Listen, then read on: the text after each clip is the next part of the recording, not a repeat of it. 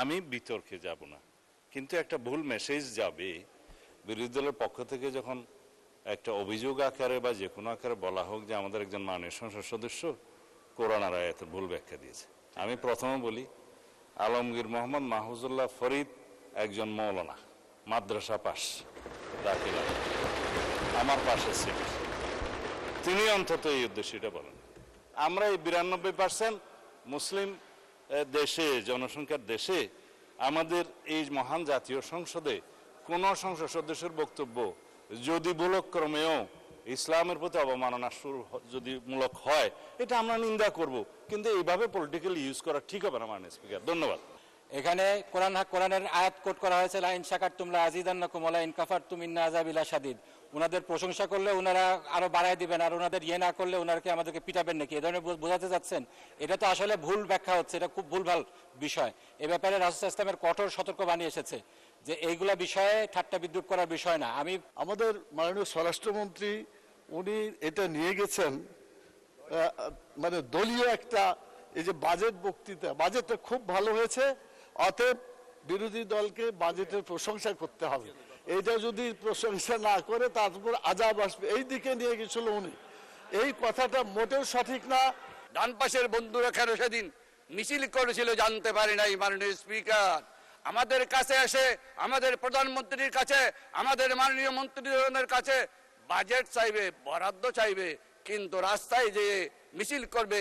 সেই কারণে আমি একটি আল কোরআনের আয়াত বলতে চাই, ফাইন শাকারতুম লাযিদান্নাকুম ওয়া লাইন কাফারতুম ইন্না আযাবি লাশাদীদ। শুকর করতে হবে জীবনের, শুকর করতে হবে বরাদ্দের, শুকর করতে হবে মাননীয় প্রধানমন্ত্রী তারেক রহমানের, শুকর করতে হবে আমাদের মাননীয় মন্ত্রীদের। তারা শুকর করে না কিন্তু অস্বীকার করে, সেই জন্য তাদের উপর লাশাদীদুল আযাব, আযাবের কঠিন আযাব তাদের সম্মুখীন করতে হবে। মাননীয় স্পিকার, মাননীয় সদস্য, খুব জরুরি না হলে পয়েন্ট অফ অর্ডারে দাঁড়াবেন না।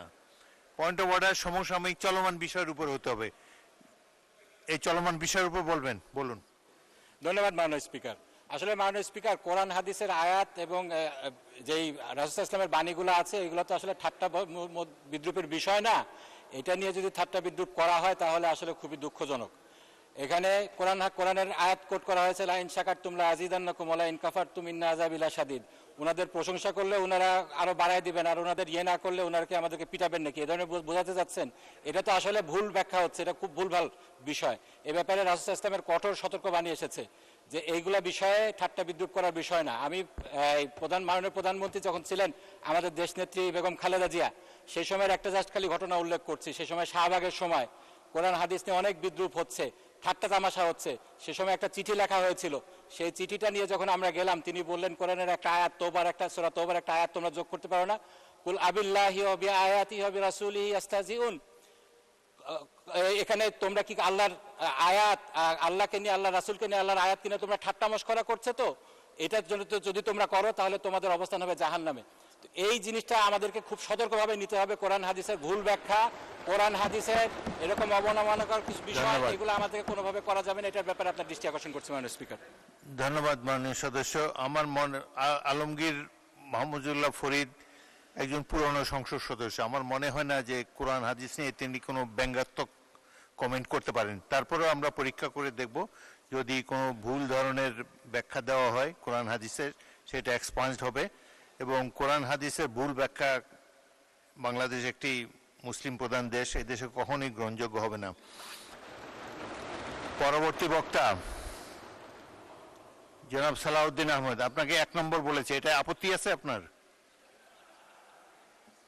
বলেন, স্বরাষ্ট্রমন্ত্রীকে মাইক দেন। মানে স্পিকার, আমি বিতর্কে যাব না, কিন্তু একটা ভুল মেসেজ যাবে বিরোধী দলের পক্ষ থেকে যখন একটা অভিযোগ আকারে বা যে কোনো আকারে বলা হোক যে আমাদের একজন মাননীয় সংসদ সদস্য কোরআন আর আয়াতের ভুল ব্যাখ্যা দিয়েছে। আমি প্রথমে বলি, আলমগীর মোহাম্মদ মাহফুজুল্লাহ ফরিদ একজন মৌলানা, মাদ্রাসা পাস, দাখিলা আমার পাশে সিট, তিনি অন্তত এই উদ্দেশ্যটা বলেন, লাইন শাকারতুম লাযিদান্নাকুম ওয়া লাইন কাফারতুম ইন্না আযাবি লাশাদীদ। যেটা উনি বলেছেন সেটা প্রাসঙ্গক্রমে বলেছে। আমরা যদি আল্লাহর নিয়ামতের শুকরিয়া আদায় করি, আল্লাহ আমাদেরকে আরো বাড়িয়ে দেয়। যদি শুকরিয়া আদায় না করি, লাইন হলেন কফরতমিন না আজাবিল সদিদ, আল্লাহ আজাব বাড়িয়ে দিতে পারেন। এখন এটা পলিটিক্যালি কেন বক্তব্য হবে, এটা দিয়ে কেন পয়েন্ট অফ অর্ডারে বাড়ানো হবে, এটা ঠিক হয় না। মাননীয় স্পিকার, তিনি বলেছেন, সৎ উদ্দেশ্যেই বলেছেন, এবং আমরা যেন আল্লাহর শুকর গুজার করি।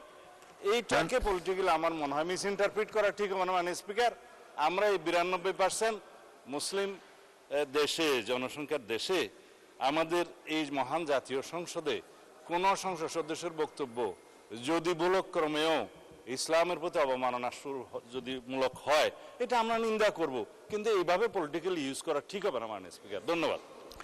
ধন্যবাদ। মাননীয় সদস্যবৃন্দ, আমি তো বললাম যে আলমগীর মোহাম্মদ মাহফুজুল্লাহ ফরিদ তিনি কোনো ব্যঙ্গাত্মক কথা এখানে বলবেন না, তিনি একজন প্রবীণ সংসদ সদস্য। তারপরেও তিনি যে মাদ্রাসার ছাত্র সেটাও বলা হলো। আপনারা নিশ্চয়ই হয়তো ওনাদের চেয়ে বেশি জানেন, অনেক আলেম ওলামা আপনাদের মধ্যে থাকতে পারে, এটা নিয়ে বিতর্ক হোক এটা চাই না। আমরা সবাই মুসলমান, এখানে অধিকাংশই মুসলমান, এই দেশটারও 92% মানুষ মুসলমান। সুতরাং এগুলো নিয়ে সংসদে কোনো রকম বিরূপ আলোচনা হোক, এসব স্পর্শকাতর বিষয়, এটা তো চাই না। ঠিক আছে, সেটা আমি ইতিমধ্যে সদস্য আমি বলেছি, আমি পরীক্ষা করে দেখব যদি না না মাইক ছাড়া বলবেন না,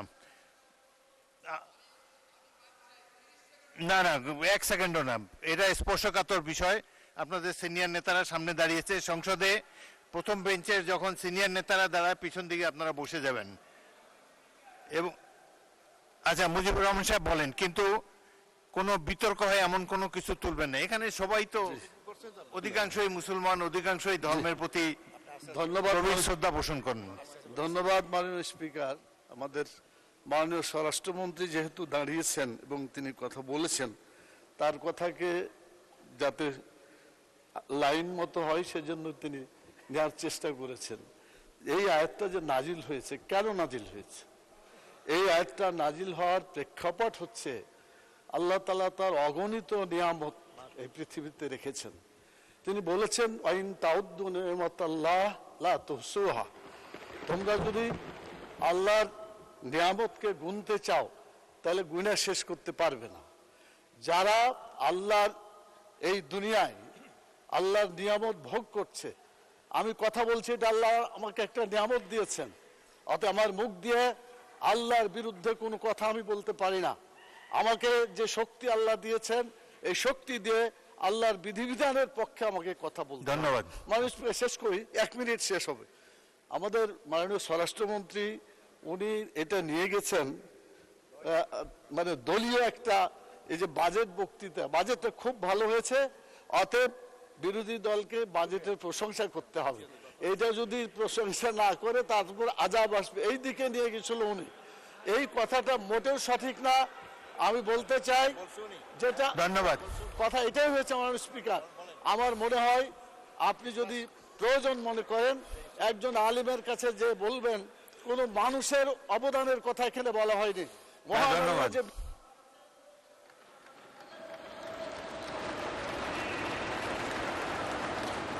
ধন্যবাদ। মাননীয় সদস্য বসুন।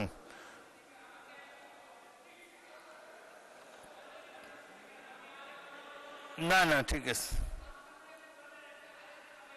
না না আমি